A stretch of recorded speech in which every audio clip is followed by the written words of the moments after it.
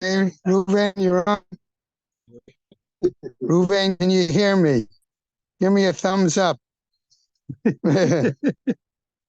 Okay. Oh, somebody complained the other day that we had forgotten to unmute.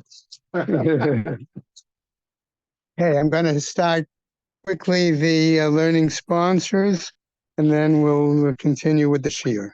Okay, learning sponsors, Martin Littman, a family in memory of his wife, Malka Chana Bat Pinchas, friends of Herb Jeremiah, Tzvi Ben Zeb, friends of Sam Coleman, Shmuel Ben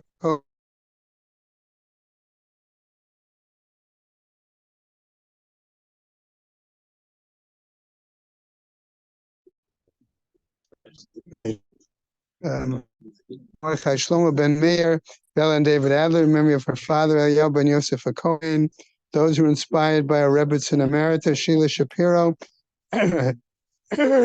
Sarah Esther Malka Bat Meshulam Yisachar, Gail and Leslie Kaplan, in memory of parents, Mushka Sprinzer Bat Yosef Chaim Bechava, Hanan Ben Moshe Eliezer Vechana, Pesha Bat Shmuel Yitzchak Halevi Vitzipora, Isha Ben Yoel Moshe Cohen Vechana. Rexford Friends of Gladys Sherman, Gutta Bud Meir, Michael Klein and Friends of Judah Klein, Yehuda Tzvi Ben Chaim, Marsha Braun in memory of her husband, Rav Yerachmiel Ben Shmuel, Friends and family of Arthur Ritholtz, Mordechai Yudel Ben Baruch Leib Cohen, Friends and family of Siggy Bessler, Shalom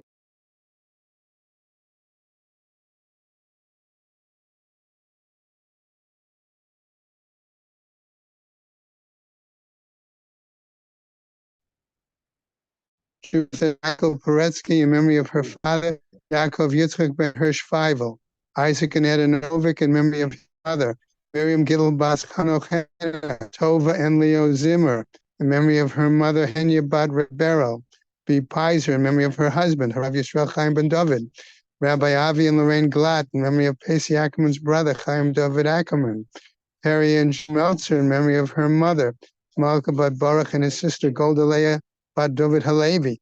A week of learning by Marty and Judy Engel in memory of his mother at the Sarah Bad Ephraim Fischel Halevi, Beverly Hersko in memory of her father, Yisrael Ben Chaim Tzvi, Judy Iger in memory of her mother, Bela Bad Anshel Yitzchak, Mira Sered in memory of her mother, Shosha Bad Avram Alevi and her mother-in-law, Reitza Bad Yitzchak Yaakov. And today we have a day of learning by Marvin and Hadassah Bienenfeld in memory of his cousin, Stanley Bienenfeld, Ephraim Shmuel Ben Yehuda Aryeh, by Barbara Gallendauer in memory of Avram Ben Onan, by Alki and Paul Trank on the occasion of Sandra and Marty Levine's 60th anniversary.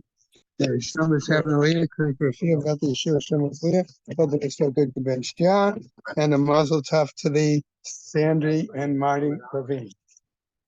Okay. But yesterday we were trying to miyashev the shita of Rabbi Shimon. So what's the problem? Because Rabbi Shimon had to be a confluence of two opinions. One opinion that davar garmin l'mamon kamamon dame, that things that cause a monetary effect are like money, even if they themselves are not valuable. And secondly, that he holds that when it says shchita in the Torah, shchita means by definition an operation that makes the meat kosher. So we're gonna have a problem. How the guy, if you're gonna say that the guy stole his friend's kachim, his friend's sacrifice, okay, we can understand why it's, even though it goes to the Beis Hamikdash, it goes to Hashem, but it's still called stealing from the guy because he's causing the guy the loss of replacing the animal. That we got. We said, now another problem. How could the shechita cost 4 and 5? Since according to Shimon also, the shechita always has to make kosher meat. For example, if you shecht it outside the Beis Hamikdash, the meat's not kosher. So we don't know what's going on. So we have two answers. One, two opinions according to Rabbi Yochanan. In which case, there were both cases. There were cases where the animal that he shechted was an animal without a blemish. Was tamim. And one according to Reish Lakish, where it was a balmum. But in either case, it came out that the shechita made kosher meat. We explained yesterday. Because the blood was fit to be sprinkled at the time of the shechita, even though in the end it wasn't. And the same thing for Reish Lakish. We said that even though the animal wasn't redeemed at the time, or it wasn't redeemed, but since at the time it could have been redeemed, it was good enough. The only thing is, the Gemara says, now it's interesting. We always try and read, we read the most normal reading. And when there's no special rule made, we assume that there is no special rule. So if we spoke about stealing the kachim his friend and having to pay, according to B'Shimon, it should mean any kachim. We shouldn't have to limit it to, for example, kachim that are blemished. So kachim says kachim. Remember, it's always less desirable to add any condition to anything. That's the way we ask kasha. The second a person has to add a condition to explain himself, he loses the point. That's a loss in argumentation or rhetoric. So the thing is here. So why we understand we have to understand why anybody would take a position that would cause them to have to add circumstances into the text. So that's where you open up today. We're in line 3, the third word on the line, Bishlama, on Ein Zayim and Amen Aleph. Bishlam Rabbi Yochanan, we understand. I'm at base. Yeah. Ein Zayim on the base, 3 lines from the bottom. Okay, so now if the guy says 3 lines from the top, yeah, ignore what I said. Ignore what I say about numbers of positions. Okay, Bishlam Rabbi Yochanan. I understand Rabbi Yochanan very well. Why, according to all the opinions, that what did he wanted to explain Rabbi Shimon in the case where it was unblemished animals. Okay, Bishlam Rabbi Yochanan, Rabbi Shimon Lakish. I understand why he didn't want to say like Reish Lakish. The Kabbalah Okmalamas Nisan wants to explain our Mishnah without limiting it, and that it even includes animals that are unblemished, because that's the norm. There's no reason to take an extra circumstance. He'd rather explain it that way. He could have explained like Reish Lakish. He doesn't want to. Reish Lakish, my time Reish Lakish. Why didn't he take these away out? Why shouldn't he also explain like Rabbi Yochanan by Tmimim? Amar Lacha, and this is a tremendous chiddush. He says, the pasuk doesn't say that. It says what? It really says what he shechted. It said he shechted it or he sold it. And he learns from the fact that it says he shechted it or he sold it, that again, that the 2 points are put into apposition. And to be obligated for shechting or selling, it always has to be possible that you could have either shechted it or sold it. But if you can only do one, then you're not obligated. Every place where any circumstance where you could sell it, then we have the rule of shechting it. If you shechted it, you have to pay 4 and 5 because you could have sold it, or where you could have sold it. But any place you couldn't have sold it, you can't be obligated for shechting it. So now what's the problem? The problem is when a guy stole and a guy's friend sacrificed, since if you sell a sacrifice, it doesn't become mundane. It still remains. You can't take it out of its holiness, okay, and it doesn't leave the domain of Hegdesh.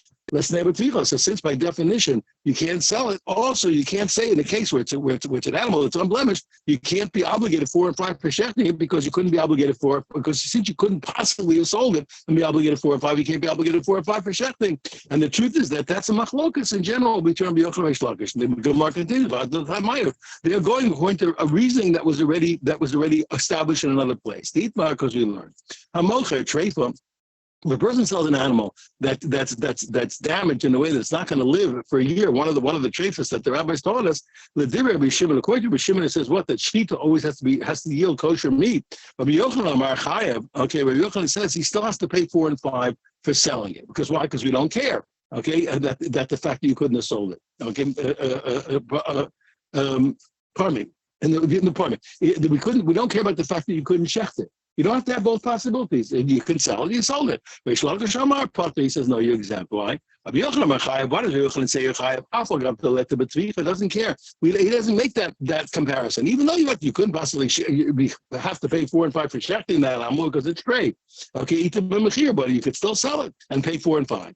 He says, no, you're exempt. Why came to let the B'tzvicha? Since you don't have the option of shechting it, because according to Rabbi Shimon, only talking according to Shimon, since you know the option of shechting it, because shechting will not yield 4 and 5 because it won't be kosher. If the b'mechira, you also cannot yield 4 and 5 by selling it. Yochanan asks a powerful kasha to Reish Lakish. How can you tell me that you're only obligated 4 and 5 for shechting or for selling when both options were open to you? He says, look, you know that animal that's made by interbreeding is kosher. You're not allowed to interbreed two animals, but if you did, the resulting animal is still kosher. It's not a problem. Yeah, it's okay. Okay, so he says kilaim. Okay, so for example, let's say you have an animal that was from a sheep and a male goat. You had a male goat and a female sheep. Can that happen? Yes, it can happen. We're going to see. From a male goat and a female sheep. So you had that kilaim and he shechted it. So it's a kosher animal. Okay. In such a case, if he shechted it, which is a kosher animal, treifa, or let's say an animal was a treifa umachara, and he sold the animal that was a treifa. Okay, Mashalin Tashlim Rabbi Chamisha, you pay 4 or 5. Now, Rabbi Yochanan says, look, isn't it curious? You notice when it came to the kilayim animal, which is kosher, it mentioned shechting it. When it came to the treifa, which is not going to be kosher, you know what it said? It only said what? Only said selling it. So you see that what? So my law, what's the case? Rabbi Shimoni, who would make such a differentiation? Why would you make such a funny thing? It must be it's Rabbi Shimon who holds it what? That number one, that when you shechta, that a treifa cannot be shchita of 4 and 5 because he says it has to be kosher. Alma, afagafta lete betvicha, but you see, according to Rabbi Shimon, even though there's no shechting, ita b'mechir, you can still sell it. So clearly, you see that price has to be Rabbi Shimon, and you see that I'm right, and you don't have to have both options open to you. You don't only want to open, that's why it said in such a strange way. I don't know that it makes a difference, but I don't know reason why not, but I don't know what difference is. You can sell it, trade. Yeah, the main point is you have to have both options open or not. Rabbi Yochanan says no. Reish Lakish says yes. But yes, I'm not sure. Okay, Amarle, so Reish Lakish said no. I don't have to read the brisa that way. Okay, Rabbanim. No, that brisa is really according to the rabbis who hold what? That even a shita. Okay, Amarle. It's a different point. Amarle, he's low Rabban. He says our brisa is really Rabban who hold what? That even a shita that's not going to yield kosher meat still yields 4 or 5. So okay, and that's the point. Okay, and therefore what? So even though the shita is no good, okay, they would still obligate on a mechira on the even though the shita wouldn't yield kosher meat. Pardon me. You don't need to have kosher meat to get 4 and 5, and therefore the mechira is good. Because why? Because the shechita also would have been good. Okay, there's no problem. There's not because the shechita would have been fine. Okay, but of course, had the shechita not been fine, it wouldn't be good. Rabbi Shimon doesn't hold that. Rabbi Shimon holds that what? That you're right. It's since he be potter for the tvicha, for the shechtim. Why? Because it doesn't yield kosher meat. Should also be potter on the mechira. So you're right, but okay. So the Rabbi Yochanan says 1 second. Rabbanan, if it's the rabbis, okay. So what are you talking about? Why were they so picky in the cases they gave? Treifa b'mechira ita is vichaleta. He says, what are you going to tell me? What the treifa is only you can sell it, but you can't shecht it. According to the rabbis, you can also shecht it. Okay. So why did it have to mention only mechira? So he says, okay, Be'elamai, so Shlug says, no. And why? According to me, it's the kash. According to you, no. Rabbi Shimon, according to Rabbi Shimon, kilayim b'tvichi d'mechilata. So even according to you, when you say Rabbi Shimon, in the first clause, when it says what? That when you shecht a kilayim animal, you couldn't have sold it? You're right. The whole price is weird. It's weird. It's weird for me. It's weird for you. In other words, this is always the point. When you say to somebody, you have to take a secondary position, he says, listen, well, I think you also have to take a secondary position. Whatever you're going to do, I want to do. I'll take one helping of whatever you do. You have to solve everybody. This is a problem to everybody. When can you say to somebody, you lose a point because you have a hard reading? When I have a hard reading and you don't. That's a kash. I said, listen, everybody else can read this without compromise, and you're compromised. But he says, but if everybody has to be compromised, what you're going to get out of compromise? So that's a problem in the brisa, not in me. Everybody has to read it in a compromised fashion. He says what? He says he says what? So you're also stuck. You also have to explain a weird rendition of the brisa. So he says, Ella. He says, okay. So what are you going to say? Also, according to you, you have to say Tana Tzvicha Buad in the Mechira. When it said that you can shecht the kilayim and pay 4 and 5. The truth is, you also could have sold it. So when I say to you that it's the rabbis, also it really means what? Tana Subechira. It mentioned selling, but also what? It also would have been shechting. No problem. Rabbi Yochanan says, no. It's not true. Yeah, I don't have the same problem you have. It's not correct. He says, He says, how can you explain like you're saying? Rabbi Shimon, a little different. He says, if you say it's Rabbi Shimon, like I said to you, the brisa, I understand why it spoke the way it spoke. I don't have the problem. Why? I did the Tana Treifa, but Bechada, since it taught Treifa in one case, which in the case of Kilayim, Tana Kilayim Bechada. So it also taught one case in the first clause. It taught one case in the second clause, which is what? Which was since it had to teach treifa in one, since in the second clause it had to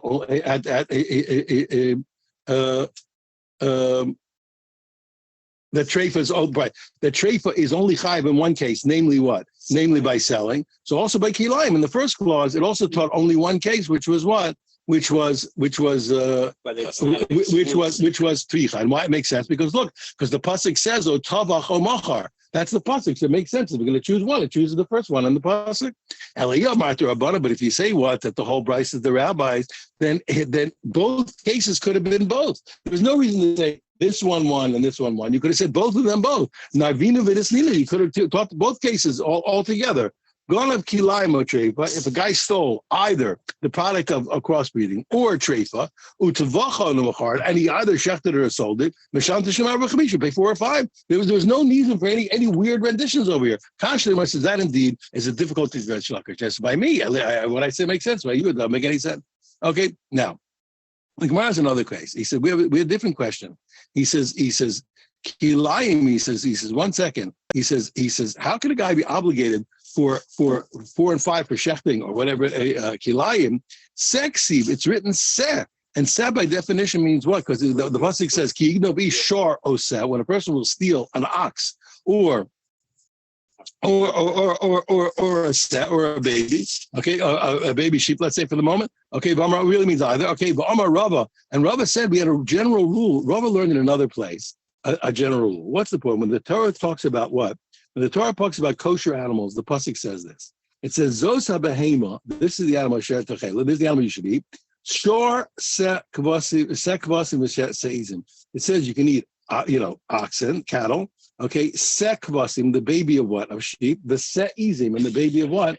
Of goats. Okay, now, why did it have to go out? The baby of sheep. And the baby of goats. Why didn't it say the baby of sheep and goats? Why did it say what? The baby of sheep, baby of goats. Okay, from there we learn that what? That it has to be what? That a set is only when it's the baby of a sheep or it's the baby of a goat. Tafka, particularly from what? From goats. It has to come from the baby has to come from the goats or from the sheep's, but not a mixture. But if it came from one and one, okay, that's not called the set. Okay, that's not called the set. Okay, now. So therefore what? So he says Zebana Av. Now that's going to tell me what? That gives me a general rule that it's only called says Zebana Av. Every place where it says se, that it says a sheep, Eino El Lahoti, the baby when I stick to line. It's coming to say what? Sheep and what? A baby of this one and not from a mixture. So if you say not from a mixture, how can you say over here that 4 and 5, when you steal the set, you're going to pay 4 and 5? We said that the set by definition came to exclude mixtures. Just don't worry. So Shani, it's different over here. When is that true? In general, what Rabbi said is true when it says set, but over here, Damakra, it says what? It says, because by us it says he steals a shore set. Okay, he says a cattle or a sheep. Okay, L'Rabba says that is coming to include. And Rabbi says 1 second. You want to tell me that always includes? What are you talking about? The whole l'rabosu. You want to tell always comes to include? I'm going to show you the opposite. That is an excluder, not an includer. Well, Tanya, didn't we learn when the pasuk talked to me about animals that you're allowed? We're going to have to talk about different views. Before we were talking about animals that are kosher. Now we're talking about animals that you can bring for a carbon. When the animal talks about what shor kesef, you're going to bring the cow or the sheep. It says, pratli kilayim. We learn when it comes to exclude what? To exclude crossbreeds, okay? A's, and when it continues, the pasuk continues, it says, or a goat. Pratli nidma, it comes to exclude an animal that's born from sheep or goats, but it doesn't look like it. It's born from sheep and it looks like a goat. It's born from a goat that looks like a sheep. That's called a nidma. Okay, those are all excluded. So you saw, on the contrary, in that case, when it came to Rabbanos, excluded crossbreed. Excluded an animal that doesn't even look right. Okay, so how can you tell me? How can you tell me over here that is going to? How can you tell me is coming to include kilayim? How'd you do that?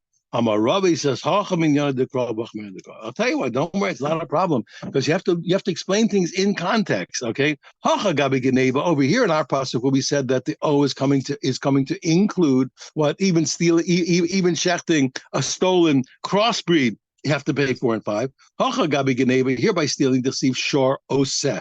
It says the ox or the sheep, okay? Shiata yochel etzir kalemim b'neim. Now, when you look at an ox, according to what Rashi explains, you can only have crossbreeds by things that have the same gestation period. So a cow takes 9 months to gestate, and a sheep takes only 5. Things that have a different gestation don't crossbreed. They don't get pregnant from each other. But sheep and goats, which have the same 5 months, for example, 5 months gestation, so they can crossbreed. So since the pasuk said, when it said an ox or a sheep, okay, since it said by ox or a sheep, I already know, okay, I already know that you couldn't by definition get a crossbreed from an ox or a sheep. It's impossible, like we said.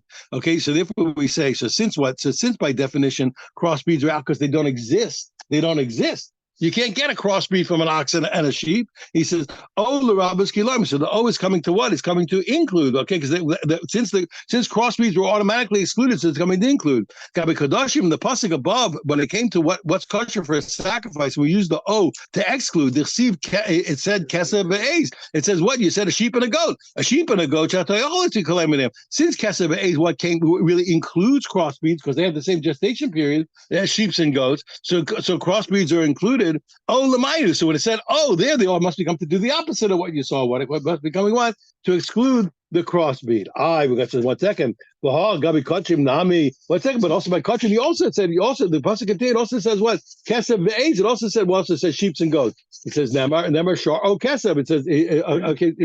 He says okay. So what are you going to do? Okay, so the answer is okay. It also says what? It also says things that you can crossbreed. So maybe you should be excluding it. Why? It also says things that you can get crossbreed from. So that you can. So maybe a crossbreed from. Therefore, what? So Nemar says shor o kesef she'enot yochel etzir kalemi b'neihem. Okay, it says both. No, it says one where you can get a crossbreed, but never shar kesef, and one where you can't get a cross. Okay, venarbe. So therefore, what? So why don't I use since I have a place where I should include therefore I should include it and not exclude it. The answer is Gemara says no. I mean the sefer lemait since the later part. When it said since the end, it's coming to exclude. Okay, what do I mean to say? In other words, since it's coming to exclude, okay, so it must have then the O of the first part must be also coming to exclude. I says 1 second, Adarabba, if you're going to go in order, do the other way. Me the ratio l'rabos. Okay, since the beginning part will be coming to include, say for nami, let the latter part also be l'rabos to include. Where says, hi, Mike. Where says, what are you talking about? He says, how can you explain the pasuk that way? Okay, you have O twice. I mean, how can you have both coming to include? Martha, and this is a beautiful thought. Look at this. Martha bishlama. If you tell me that the O comes to mind, that each O is coming to exclude. What I have O, I have the ox and the sheep and the goat. No, if you said that both are coming to exclude, who this to I can understand why you need to exclude twice. Why? The aflagavdi might kilayim. Even if I exclude crossbreed is a more likely exclusion. Why? Because it's really another, so to speak, a different animal. Okay. I would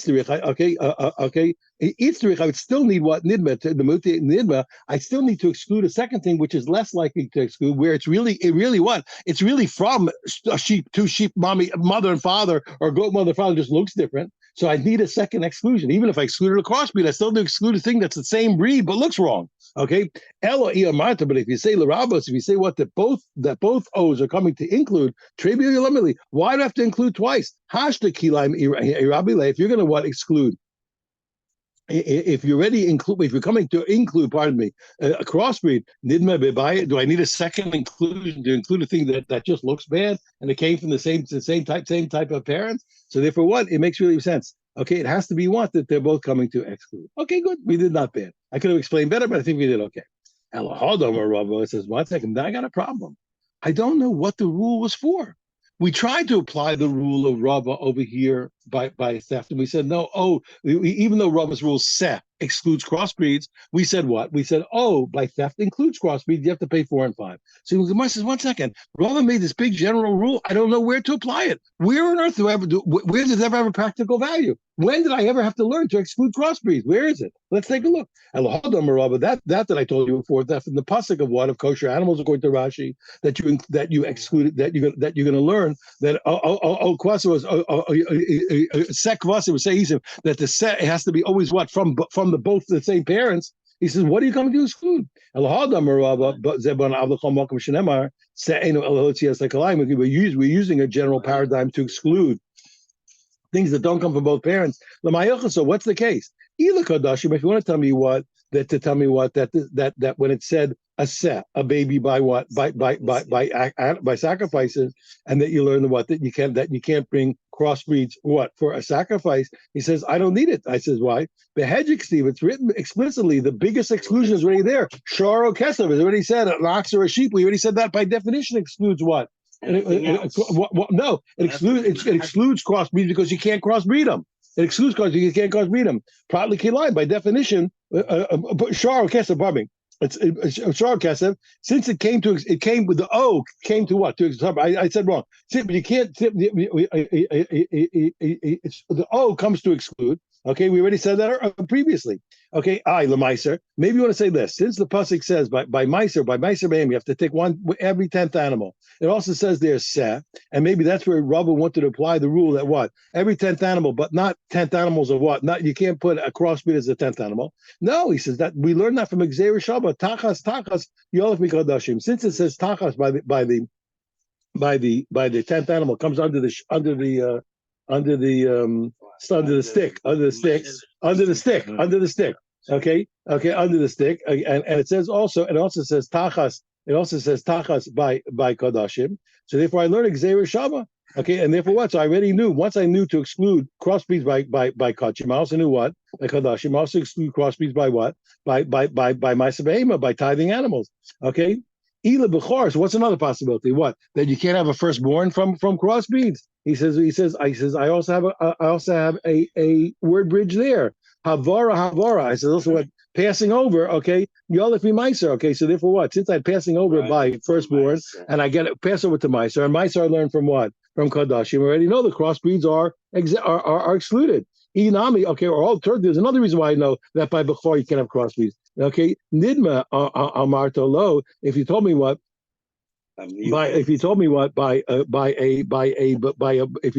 Bechor, I already know that you can't have an animal that comes from the parents but doesn't look like them. They see, even though it's born from sheep, it looks like a goat because it says Ach Bechor Shor, because it says Ach Bechor Shor has to be with the firstborn ox. Achehu Shor Bechor Shor. It has to be what? That it's a shor and the Bechor is a shor. It has to look alike. It has to be the parent has to be an ox and the baby has to be an ox. They have to look alike. Kilai baya. So if not even looking alike is okay for a firstborn, certainly what crossbreed is not okay for a firstborn. So I'm still. So what did I need Rava's big general principle for? It's a rule looking for an application. He says what? He skipped my rule. It's for this. It's for the firstborn donkey. So a firstborn donkey is called a firstborn, but you know what's the rule? You have to redeem it with a sheep. Redeem it with a sheep, or you chop it in the back of the neck. Tanan, as we learned. Ain podin lo be'egel. Now, when you want to redeem, you have to redeem the firstborn donkey, but you don't do it. You can't do it with a calf, v'lo b'chaya, or not with an undomesticated animal like a deer or a gazelle, v'lo b'shchuta, and you can't take even a sheep, which you can do it, but only when it's still alive. It's still called a sell when it's alive, not when it's shechted. V'lo b'treifa, and even a live sheep, not when it can't live. V'lo b'kilayim, and also not with what? Not with a crossbreed. Why is that? That came from a sheep and a goat. Okay, why? And even though a sheep and a goat, okay, even though they're called sheeps, okay, below koi, and also not a koi, which is what an animal that came. In this case, we're going to say, we're going to say in this case an animal that's a crossbreed between a domesticated animal and a non-domesticated animal. Okay, like let's say whether it's I don't know whether a sheep and a deer, whatever it is. Okay, so all those cases you cannot use. So Rav is coming to teach me that what. That the binyan was what was the general rule to teach me that when it says seh, when it came to that you have to redeem the donkey with a seh, it comes to exclude. You can't redeem the donkey with a crossbreed. That's the main point. Okay, now what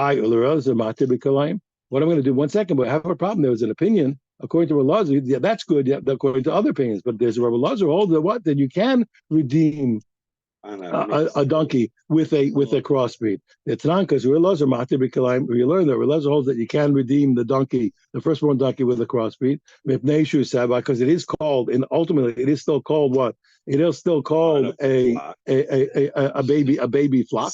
Yeah, set. It's called a set. So still, I have a problem then. So therefore, according to Relazar, I don't know what I need Rabba's rule for.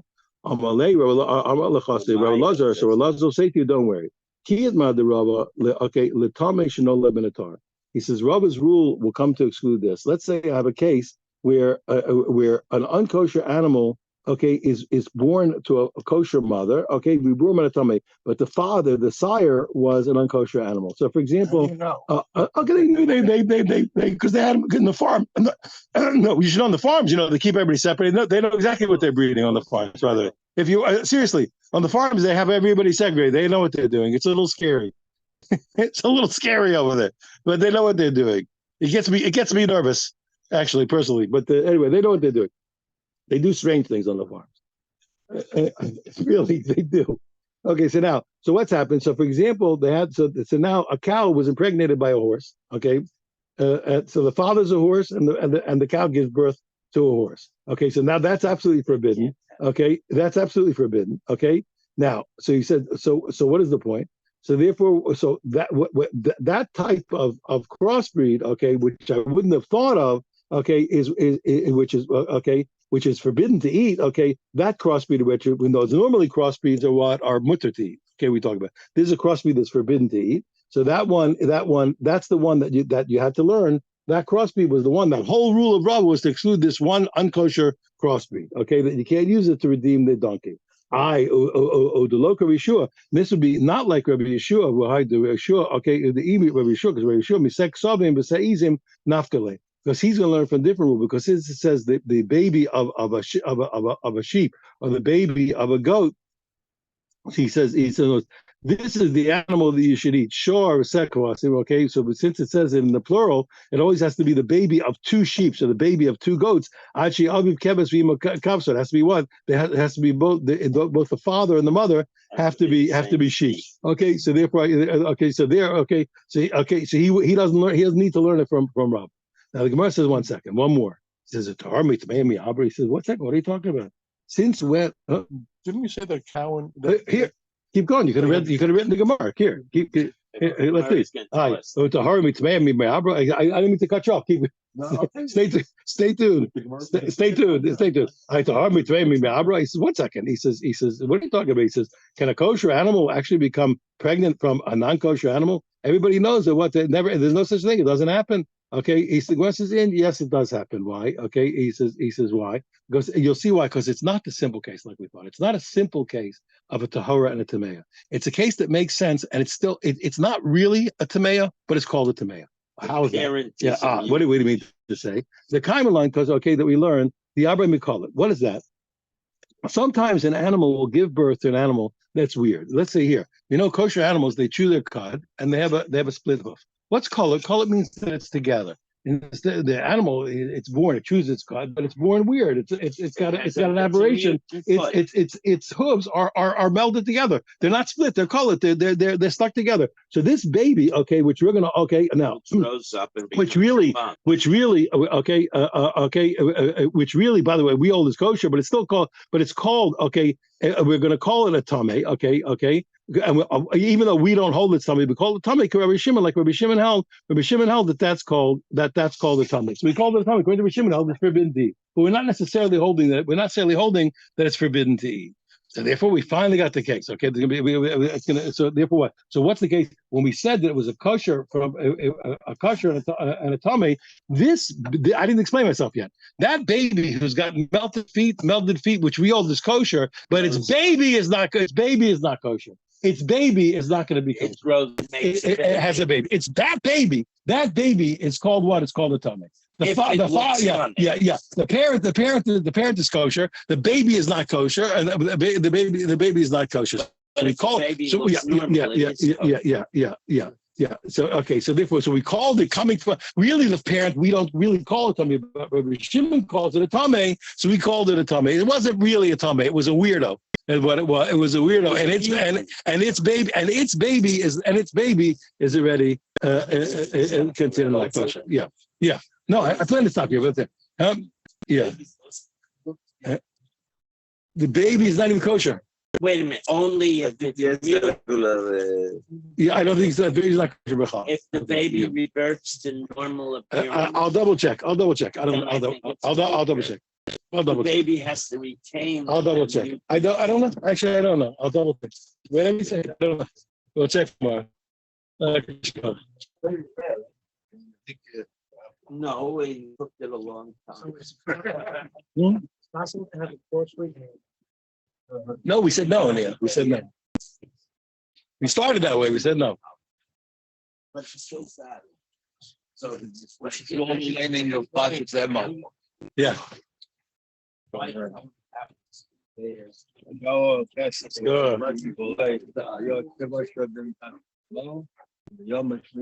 You hear that, Kevin? One second. Hey.